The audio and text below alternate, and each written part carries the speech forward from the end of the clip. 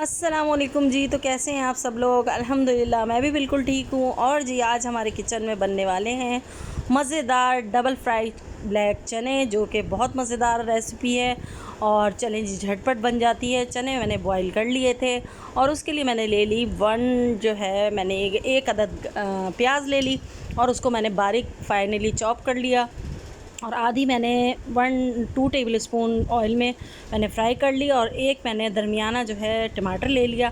इसको भी हम जो है हल्का सा बिल्कुल मिक्स कर लेंगे ताकि ये नरम हो जाए। डबल फ्राई इसको यूँ कहेंगे कि पहले एक दफ़ा फ्राई हो रहे हैं फिर दोबारा फ्राई होंगे। तो जी बहुत थोड़े से ऑयल में इसमें हमने 1 चम्मच चाट मसाला मैंने ऐड कर दिया। 1 टीस्पून मैंने जो है पिसी मिर्च पाउडर ऐड कर दिया। 1 टीस्पून मैंने कुटे धनिया शामिल कर दिए भुने हुए। और 1 टीस्पून ही मैंने इसमें नमक ले लिया। आप इसी अपने टेस्ट के अकॉर्डिंग कर सकते हैं कम या ज़्यादा।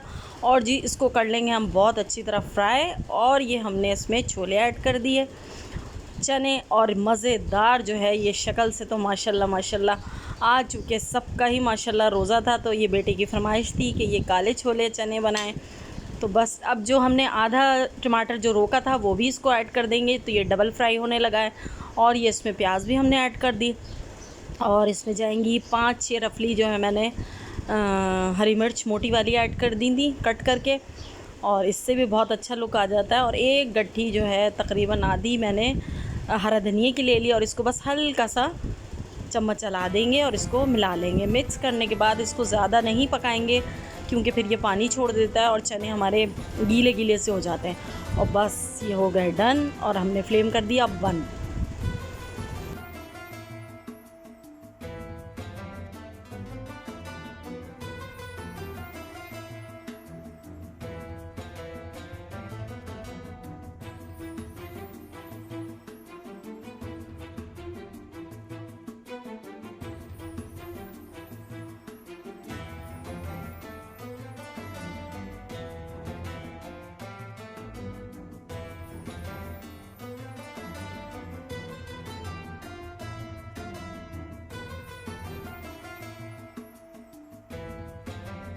और जी माशाल्लाह से ये रूह अफ़ज़ा जो है ये तैयार हो रहा था।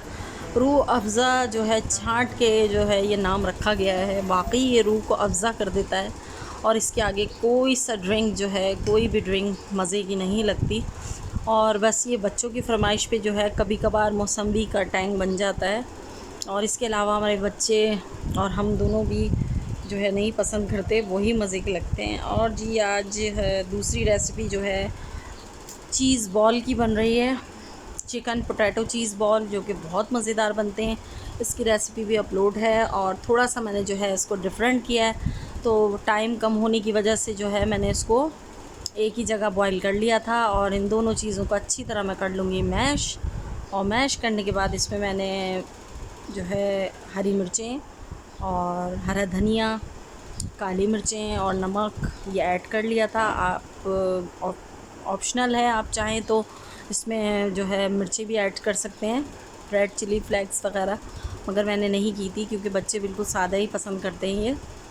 और अमूमन बच्चे यही करते हैं, घरों में बच्चे मिर्चें ज़रा अवॉइड ही करते हैं।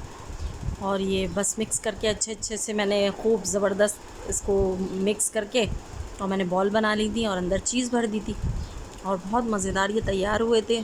जूँ जैसे जैसे वक्त गुज़र रहा है तो माशाल्लाह अब ख़त्म कुरान का दिन आने वाला है। कल माशाल्लाह ख़त्म कुरान है मेरे बेटे का, तो दुआ करिएगा। बस इसलिए मैं रेसिपी अपलोड नहीं कर पा रही क्योंकि मैं बहुत बिज़ी चल रही हूँ माशाल्लाह से। तो बस दुआओं में मुझे याद रखिएगा और आप सब भी मेरी दुआओं में याद रहते हैं। और इंशाल्लाह उसका भी ब्लॉग में जो है अपलोड करूँगी उसकी ख़त्म कुरान का। और जैसा कि मैं करती आ रही हूँ माशाल्लाह, ये देखें मैंने चीज़ अंदर फिल करके, चेडर चीज़ है, पिज़्ज़ा मोज़रेला है, आप चाहें तो कोई सी भी चीज़ ले सकते हैं, दोनों करें या एक ही करें। तार जो है तो मोज़रेला से ही बनते हैं तो ये ज़्यादा अच्छी लगती है और जायक़े में भी। तो ये करके मैंने इस तरह इसकी बॉल्स बना ली थी। और अंडे और ब्रेड क्रम्स में करके मैंने इसको फ्राई कर लिया था।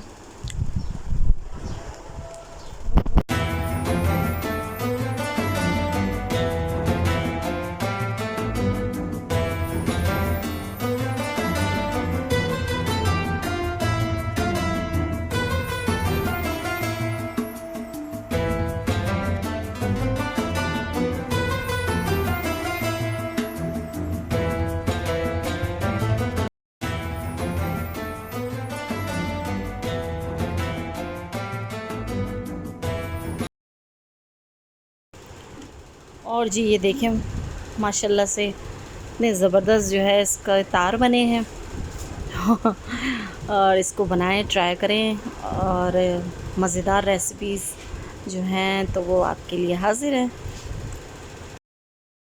और बस ये माशाल्लाह से अफ्तार का टाइम हो गया था, फिर सब ने अफ्तारी करी और अल्लाह का शुक्र अदा किया कि उस पाक परवरदिगार ने ये 9-10 रमज़ान जो है माशाल्लाह पता ही नहीं लगे और यूँ गुज़र गए। बस अल्लाह पाक इसको जो है कबूल फ़रमाए। और जी आज जैसे मैंने क्या आपको बताया कि आज की तैयारी में बेटे के कल के लिए कर रही थी, उनका ख़त तकमील कुरान है तो जो मैं लेके आई हूँ क्या कहते हैं उनके अमामा टोपी वग़ैरह, तो वो मैं इस्त्री करके अभी रख दूँगी अच्छी तरह।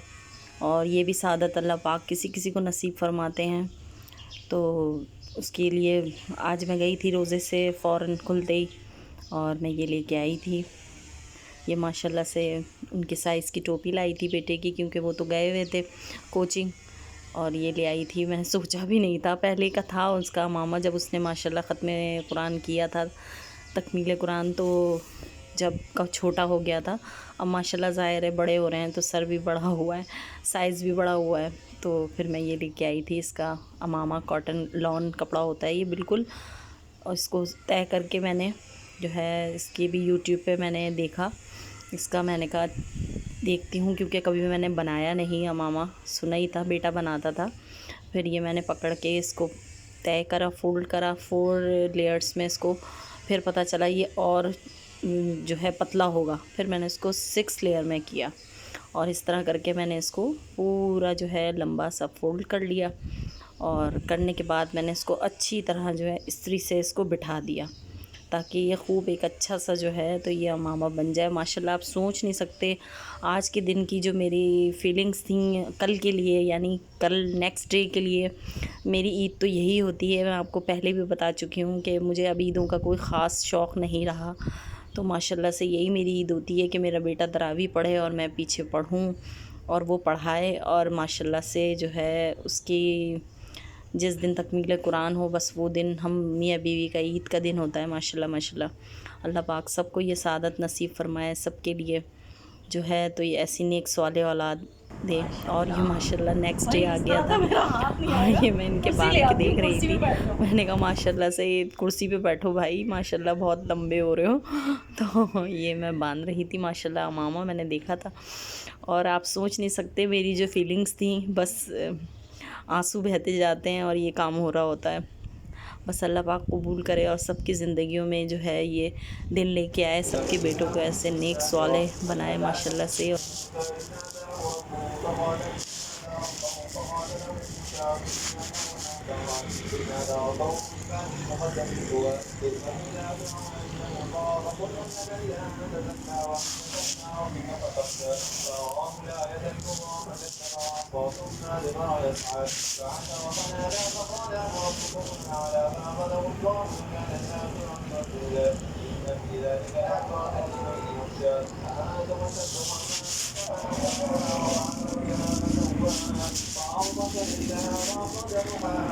रात का आखिरी हिस्सा आता है, हम उसके अंदर सो जाते हैं, जो कि इंतहाई गफलत की बात है। जबकि हजरात सहाबा कराम रात के इस पहर में जागा करते थे, इबादतें किया करते थे।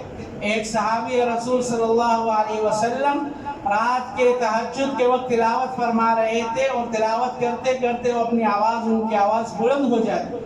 चूँकि जब इंसान कुरान पढ़ता है, कुरान से इंसान का रब्त होता है, तो कुरान पढ़ते हुए भी इंसान को मज़ा आता है और फिर मज़े में इंसान चाहता है कि मैं और बुलंद आवाज़ से कुरान पढ़ूँ। उस सहाबी ने भी जब इसी तरह किया, कुरान पढ़ते पढ़ते जब उनकी आवाज़ बुलंद होती तो उनके बराबर में एक घोड़ा खड़ा था और उसी घोड़े के बराबर में एक चारपाई में उस सहाबी का बच्चा सो रहा था। जैसे इसकी आवाज़ बुलंद हो जाती तो वो घोड़ा बिथकने लग जाता, तो एकदम इसकी आवाज़ खामोश या आहिस्ता पड़ने लग जाते, कहीं ऐसा ना हो कि ये घोड़ा मेरे इस बच्चे को कोई नुकसान ना पहुंचा। और पूरी रात ये सिलसिला जारी रहा कि जब आवाज़ बुलंद करते तो घोड़ा बिथकने लग जाता, आवाज़ को पस्त करते। जब तहज्जुद ख़त्म की रात के आखिरी पहरे में जब उन्होंने दुआ के लिए हाथ उठाए तो उन्होंने देखा कि ज़मीन से एक लश्कर गोल दर गोल आसमान की तरफ जा रहा है। सुबह आकर आप सल्लल्लाहु अलैहि वसल्लम के सामने उन्होंने ये वाक़या बयान किया। तो आप सल्लल्लाहु अलैहि वसल्लम ने उनके सामने कहा कि अगर तुम इसी तरह बुलंद आवाज़ से कुरान मजीद पढ़ते तो उम्मीद है कि सुबह के वक्त मदीना के लोग अपने आंखों से फरिश्तों को देखें। ये जो घोड़ा भिटकता था उसकी वजह ये थी, जब ये सहाबी रसूल कुरान पढ़ते थे तो फरिश्ते ज़मीन पर उतरते इसके कुरान को सुनने के लिए, और जैसे घोड़े की नज़र इन फरिश्तों पर पड़ती है एक अजीब और नई मखलूक, तो वो घोड़ा भिटकने और खौफ महसूस करने लग जाता, फिर ये अपनी आवाज़ को पस्त करता। यानी इस तरह सहाबा कराम कुरान मजीद को पढ़ते कि उनके कुरान को सुनने के लिए अर्श से फरिश्ते उतरते थे। और इसी तरह हज़रत उबई बिन कअब रज़ियल्लाहु तआला अन्हु, जो कि सहाबा कराम में उस्ताद और क़ारिउल कुरान के नाम से मशहूर थे, एक मरतबा आए आप सल्लल्लाहु अलैहि वसल्लम मस्जिद नबवी में, तो आप तिलावत फरमा रहे थे, खामोश हुए। आप सल्लल्लाहु अलैहि वसल्लम ने उनसे कहा कि खामोश क्यों हुए, तिलावत करो। तो उन्होंने कहा कि मैं कैसे आपके सामने तिलावत करूं जिस ज़ात पर कुरान नाजिल हुआ। उन्होंने कहा नहीं, बल्कि अल्लाह तबारक व तआला की ये ख्वाहिश है कि आप तिलावत करो। तो फ़ौरन वो समझ गए। तो उन्होंने पूछा कि अल्लाह सम्मानी, कि अल्लाह तबारक व तआला ने मेरा नाम लिया। तो आप सल्लल्लाहु अलैहि वसल्लम ने इरशाद फरमाया कि सम्मानी अल्लाह, कि अल्लाह तबारक व तआला ने आपका नाम लेकर इरशाद फरमाया कि जाकर इब्ने कअब से कहो कि कुरान की तिलावत करे। यानी इस तरह सहाबा किराम को कुरान मजीद के साथ लगाव था कि खुद अर्श से अल्लाह तबारक व तआला उनके कुरान को सुनने की ख्वाहिश फरमाते। रसूलुल्लाह सल्लल्लाहु अलैहि वसल्लम जिन पर कुरान मजीद नाजिल हुआ वो भी उनके कुरान को सुनने की ख्वाहिश फरमाते। और इसी तरह